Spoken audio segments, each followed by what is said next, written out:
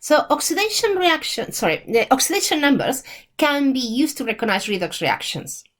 If you have a reaction in which you have one atom that increases its oxidation number and another one that decreases oxidation number from the reagents to the products, then you have a redox reaction.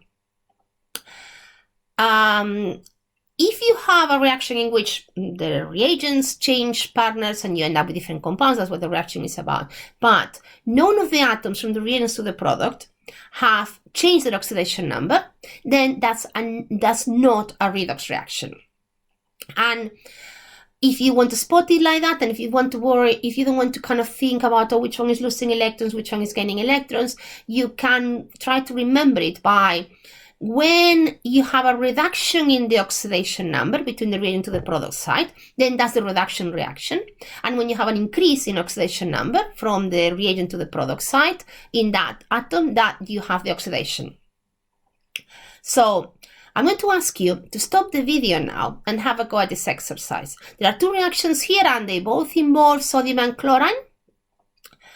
Which one is a redox reaction, or are they both redox reactions? So use oxidation numbers to work out of those two reactions if either of them, or maybe none of them, or maybe one of them, or both of them, which one is the redox, which one or which ones, or any at all, are the redox reactions. Stop the video now, please.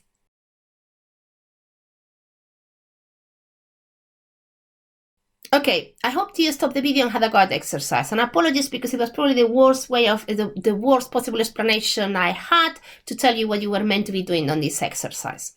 I have calculated the oxidation numbers of all the atoms in those reactions.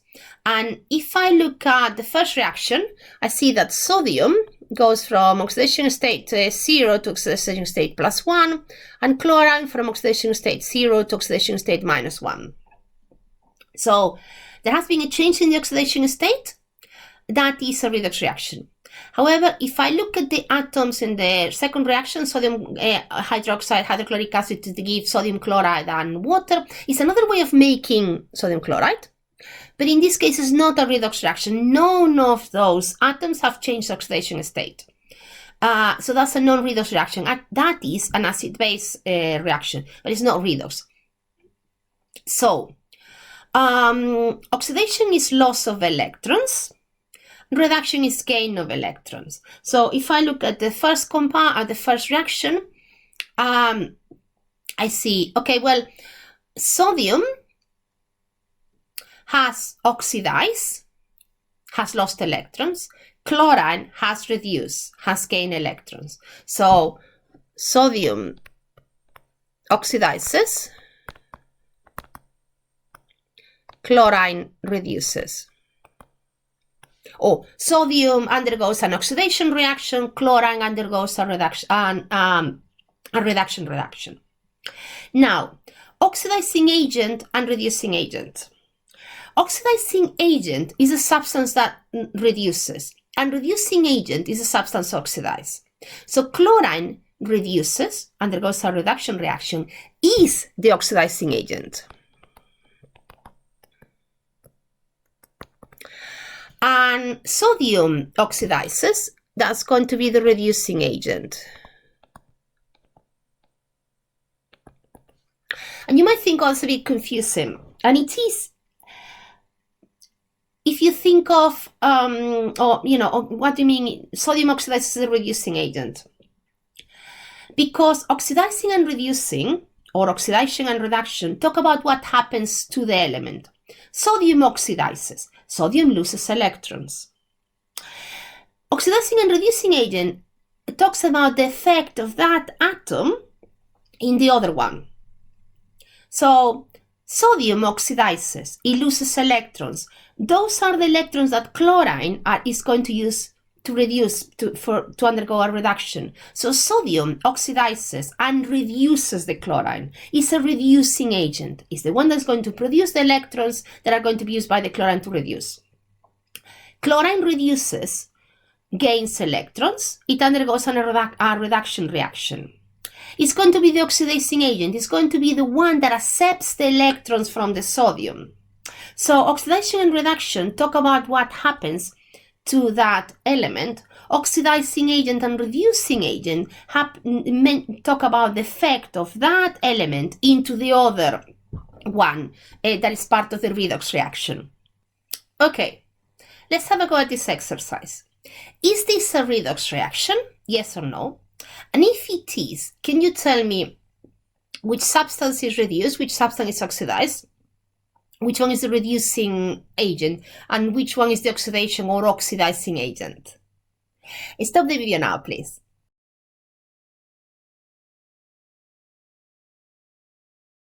Okay, let's have a go at this exercise. So I've got in the compound iron oxide, iron 3 oxide, I've got iron and I've got oxygen.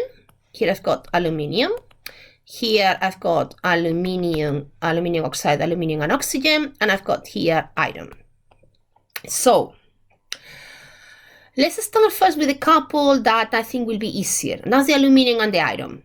The aluminium in the reagent side and the iron in the product side, they are on their own with other atoms of aluminium, other atoms of iron. That means the oxidation state of both is 0. Now let's have a look at iron oxide, the iron 3 oxide in the first compound. So I don't know anything about iron. I haven't given you any rules about iron, but I know things about oxygen. I know that unless it's on its own or as a peroxide, the oxidation state is -2. So I've got 3 oxygens. Each of them has an overall charge of -6. Let me write it here just in case. So overall, this is a neutral compound. This has no charge. And this needs to adapt to whichever oxidation state the iron has, and 2 of them, plus the 3 oxygens, and each oxygen has an oxidation state of -2. This has to be -6. This overall has to be +6, which means that each iron needs to be +3. So collectively, that's where the +6 comes from each of the iron having an oxidation state of +3. If I go to the aluminium oxide, Al2O3, again, oxygen, I know nothing about aluminium, well, I think it's a metal, but no, in terms of oxidation state, I know the oxygen is -2. And if I do a similar calculation, what I did with the iron in the iron oxide to the aluminium oxide, I work out that the oxidation state of aluminium is +3. And now I look and I say, okay, oxygen hasn't changed. So oxygen will not be a redox reaction in terms of the oxygen because the oxidation state is the same. The iron and the aluminium, however, have changed. I've got iron that goes from +3 to iron that goes to 0. It has reduced its oxidation state. It has gained electrons, if you prefer to look at it like that. The iron in iron oxide, iron 3 oxide, has undergone a reduction.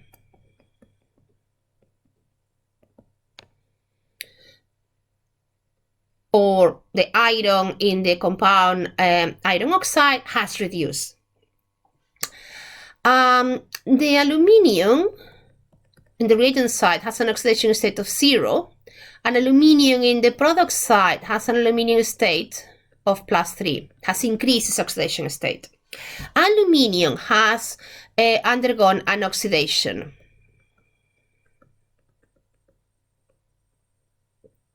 It has increased its oxidation state. It has lost 3 electrons. So iron has reduced in this reaction. The iron in the iron oxide in the compound Fe2O3 has reduced. Aluminium has oxidized. Iron in the compound Fe2O3 will be the oxidizing agent.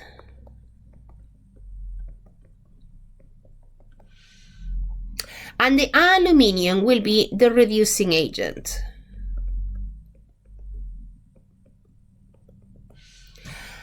The iron undergoes a reduction, is the one that is going to oxidize the other compound. Aluminium undergoes an oxidation.